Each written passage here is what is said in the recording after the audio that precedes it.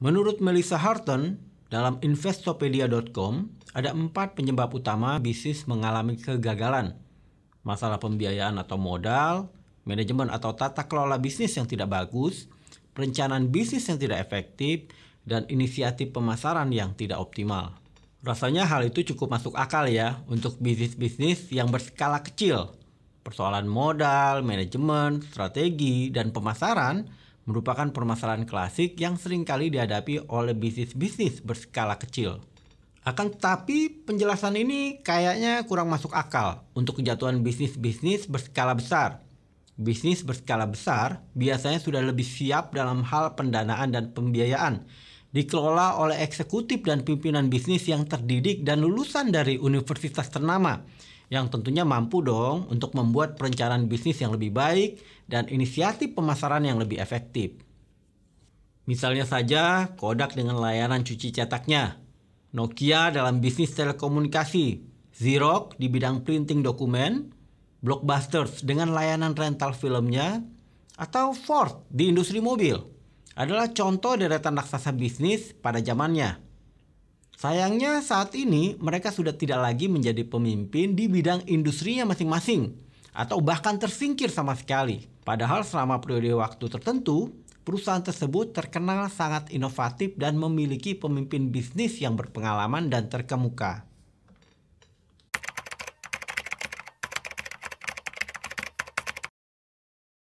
Menurut Clayton Christensen, seorang profesor terkemuka dari Harvard Business School, dari hasil penelitiannya menyebutkan penyebab jatuhnya perusahaan-perusahaan besar itu bukan karena mereka tidak memiliki perencanaan bisnis yang baik ataupun eksekusi bisnis yang buruk atau karena faktor kepemimpinan yang kurang mumpuni, melainkan karena perusahaan-perusahaan hebat itu terdisrupsi oleh pendatang baru atau teknologi baru di bisnis mereka. Dan pemimpin-pemimpin di perusahaan ternama tersebut mengalami dilema dalam berinovasi yang dikenal dengan istilah innovator dilemma. Sehingga kemudian kedikdayaan bisnis mereka pun terpaksa berakhir.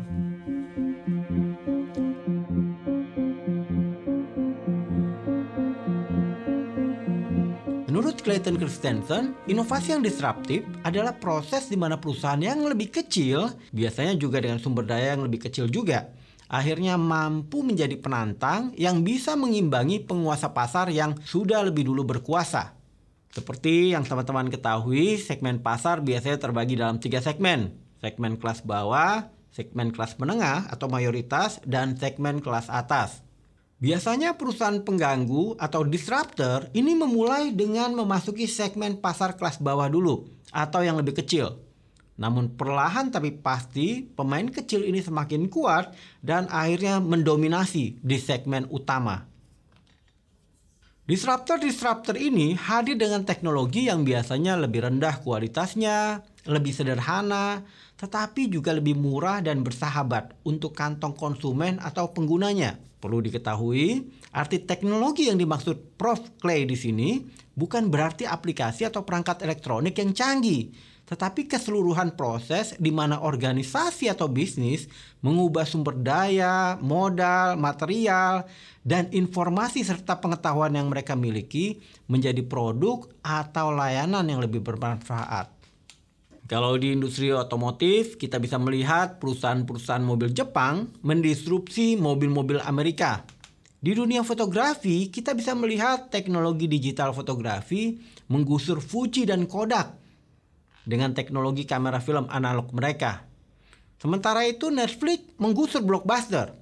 Stasiun TV ternama seperti RCTI, SCTV, Trans TV ketar-ketir menghadapi dobrakan production house mandiri seperti Run Entertainment, Close the Door, ataupun R66.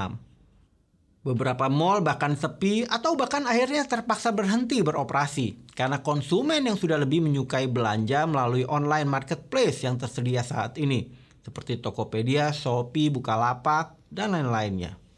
Yang khas dari fenomena ini adalah disruptor selalu muncul dari segmen kecil atau low end, namun akhirnya tumbuh, besar, dan menjadi ancaman serius untuk incumbent di segmen utama.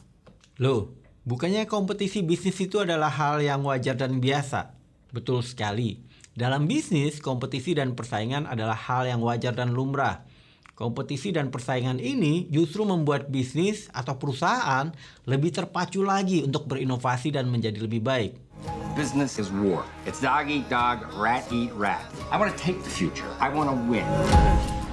Terus, apa dampak disruptive innovation ini pada bisnis?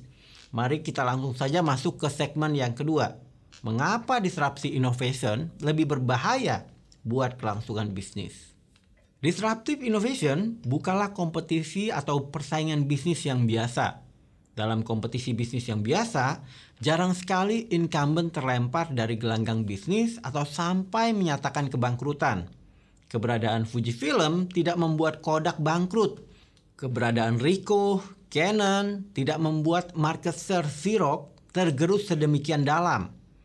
Keberadaan McDonald juga tidak membuat KFC harus gulung tikar. Kemunculan Metro TV, Trans TV, SCTV tidak membuat SCTI kehilangan pendapatan mereka dari pemasang iklan. Maraknya pertumbuhan mal di Jakarta tidak membuat pengusaha mal yang sudah lebih dulu ada sebelumnya harus menutup bangunan yang mereka miliki. Keberadaan Alfamart tidak membuat Indomart harus tergusur. Lain cerita dengan saat terjadinya disrupsi inovasi.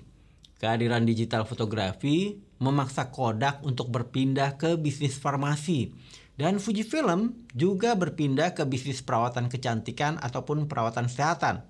Perusahaan TV konvensional makin ketar-ketir melihat kue iklan mereka pelan-pelan direbut oleh YouTube dan production house ataupun konten kreator independen lainnya. Beberapa mall semakin sepi atau terpaksa menghentikan kegiatan operasional mereka karena kehadiran online marketplace. Blockbuster pun terpaksa angkat kaki dari bisnis rental CD-nya dan hanya bisa mengelus dada melihat Netflix berpesta merayakan kejayaannya. Jadi, bisa kita lihat bahwa disrupsi dalam bisnis bukanlah sekedar kompetisi bisnis biasa, melainkan ancaman yang serius buat incumbent yang sudah lebih dulu ada. Incumbent yang tidak mampu mengantisipasi disrupsi inovasi yang terjadi akan tersisih atau terlempar dari gelanggang bisnis dan menjadi catatan sejarah saja.